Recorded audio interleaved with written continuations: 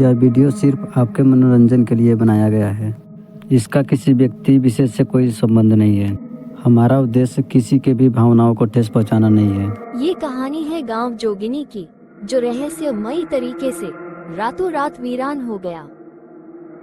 ये गांव भी कभी हरा भरा हुआ करता था। फिर ऐसा क्या हुआ जो रातों रात वीरान हो गया? राकेश और अनूप दोनों को जंगल में रात हो जाती है। यार अनूप, अब हम घर कैसे जाएंगे यार? तभी अनूप बोलता है, हमें रुकना नहीं चाहिए, हमें चलते रहना होगा। और फिर दोनों चल देते हैं। कुछ दूर चलने के बाद उन्हें एक आवाज सुनाई देती है।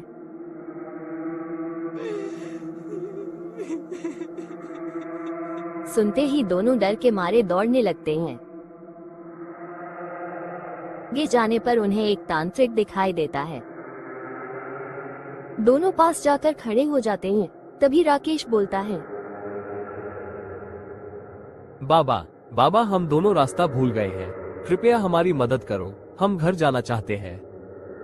मैं तुम्हारा कोई मदद नहीं कर सकता, क्योंकि रात को मेरी शक्तियां काम नहीं करती। ये जंगल बहुत ही डरावना है, यहाँ आने का मतलब मौत है।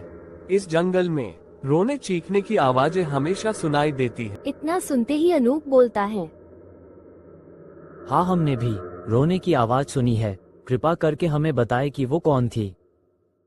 तभी तांत्रिक जोर जोर से हंसने लगता है।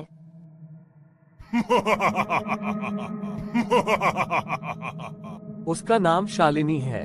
वो एक नरभक्षी है। वह अपनी सुंदरता से लोगों का शिकार करती है, फिर उन्हें मार देती है। फिर तीनों को वही रोने की आवाज सुनाई देती है।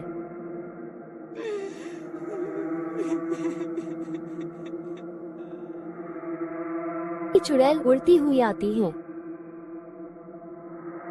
राकेश को उठा के ले जाती है।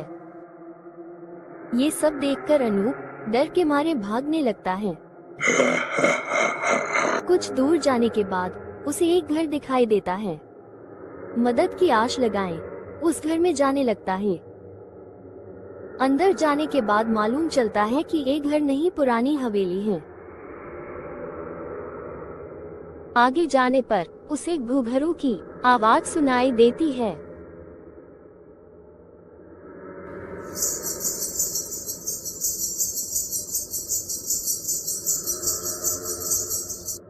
और अंदर जाने पर अनूप को एक औरत दिखाई देती है। उसकी चांद सा चमकता चेहरा, दूध सा सफेद शरीर, घुंघराले बाल, जैसे मानो कोई अप्सरा हो। अनूप उसे देखकर सब कुछ भूल जाता है। इतनी सुंदर महिला कभी नहीं देखा था। कामुक नजर से देखता ही रह जाता है। फिर औरत जाने लगती है और उसके पीछे पीछे अनूप भी चलने लगता है। ऐसा लगता है जैसे वो औरत के बस में हो।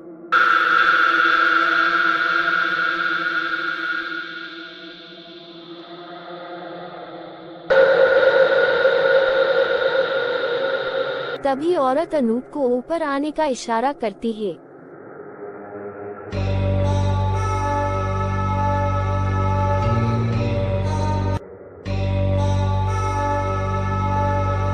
फिर हमें गांव का सीन दिखाया जाता है। राकेश का कहीं पता न चलने पर उसकी पत्नी परेशान थी। तभी वहां पर एक बुढ़िया दादी आती है और बोलती है, बेटी, इस तरह से उदास बैठने से काम नहीं चलेगा, हमें पुलिस स्टेशन में रिपोर्ट लिखानी चाहिए। बुढ़िया की बात मानकर राकेश की पत्नी शांति अपनी बेटी के साथ रिपोर्ट लिखवाने चल देती है। शांति सारा हाल दरोगा अभय सिंह से बताती है। फिर सभी गंभीरता से बात सुनने के बाद दरोगा अभय सिंह बोलते हैं, हम आपकी बात समझ रहे हैं। पिछले एक साल में कुल 150 पुरुष गायब हो गए हैं। किसी को कुछ पता नहीं कौन गायब कर रहा है और क्यों कर रहा है, किस लिए कर रहा है। लाशें भी नहीं मिल रही है, कोई सबूत भी नहीं मिल रहा है। पहले तो सिर्फ जंगल में ही पुरुष गायब होते थे, लेकिन अब गांव में भी गायब हो रहे हैं। ठीक है, कुछ करते हैं। तभी राहुल नाम का लड़का अपनी गर्लफ्रेंड पिंकी से मिलने के लिए आधी रात को घर से बाहर निकलता है। कुछ दूर जाने पर राहुल को ऐसा लगता है जैसे उसके पीछे कोई आ रहा है। डर सा जाता है, फिर पीछे मुड़कर देखता है तो कोई नहीं था।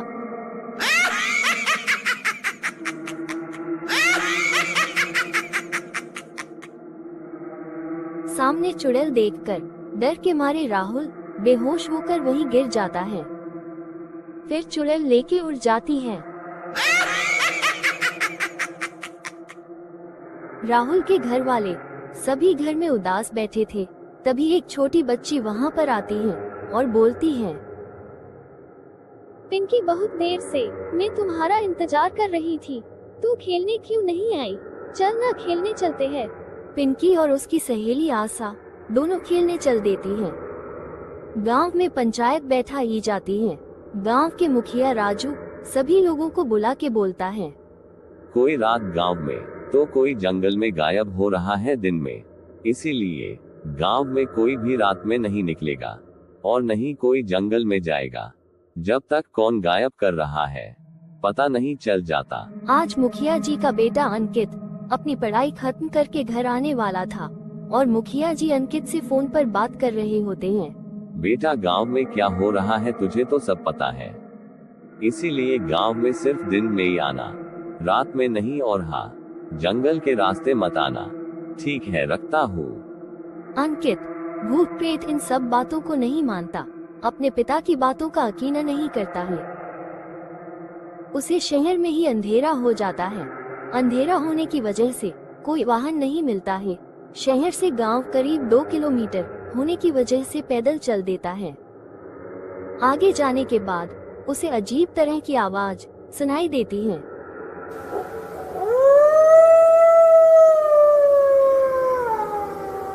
फिर इधर उधर देखता है तो कुछ नहीं दिखाई देता। जंगली जानवर है, सोच के आगे बढ़ जाता है। आगे जाने पर फिर उसे किसी के हंसने की आवाज सुनाई देती है। थोड़ा आगे जाने पर उसे वही तांत्रिक दिखाई देता है। इतनी रात गए कहाँ घूम रहे हो? इस गांव के तो नहीं दिखते, पता है ना ये जंगल और गांव शापित है। मैं इसी गांव का हूँ। पढ़ाई करने शहर गया था। ज्यादा रात होने की वजह से गाड़ी भी नहीं मिली, इसीलिए पैदल चल रहा हूँ। ठीक है, जाओ, लेकिन इतना ध्यान रखना पीछे मुड़कर कभी मत देखना। किसी भी तरह का आवाज सुनाई दे, कोई बुलाए, कोई दिखे तो भी मत रुकना। आत्माएं किसी का भी रूप ले सकती है। तांत्रिक की बातें सुनकर अंकित चल देता है और सोचता है क्या ऐसा हो सकता है। तभी उसे एक आवाज सुनाई देती है, अंकित बेटा, मैं गड्ढे में गिर गई हूँ, मेरी मदद करो। अंकित अपनी मम्मी की आवाज सुनकर चौंक जाता है। तभी उसे तांत्रिक की बातें याद आ जाती हैं। ये मेरा मम्मी नहीं हो सकती, ये कोई छलावा है, सोचकर चल देता है। आगे जाने पर उसे फिर आवाज सुनाई देती है।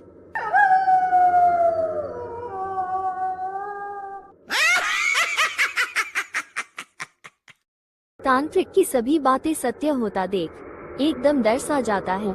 उसका शरीर भारी होने लगता है। तभी उसे महसूस होता कि उसके पास से कोई चीज बहुत तेजी से गई है।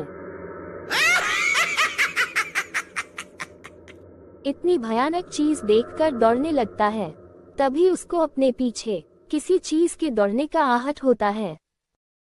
आगे जाने पर अंकित को एक पुरानी मंदिर दिखाई देता है। तभी सोचता है बचना है तो जल्दी से मंदिर में जाना पड़ेगा। अंकित के मंदिर के अंदर जाने के बाद सारी चुड़ैलें मंदिर के अगल बगल घूमने लगती हैं।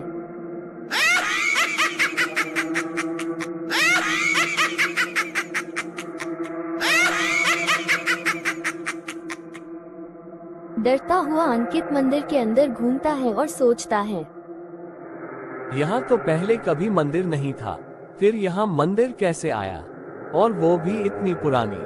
क्या है रहस्य इस मंदिर का और इस गांव का? अब हम मिलेंगे बहुत जल्द पार्ट 2 वीडियो में। तब तक आप हमें दीजिए इजाजत। नमस्कार।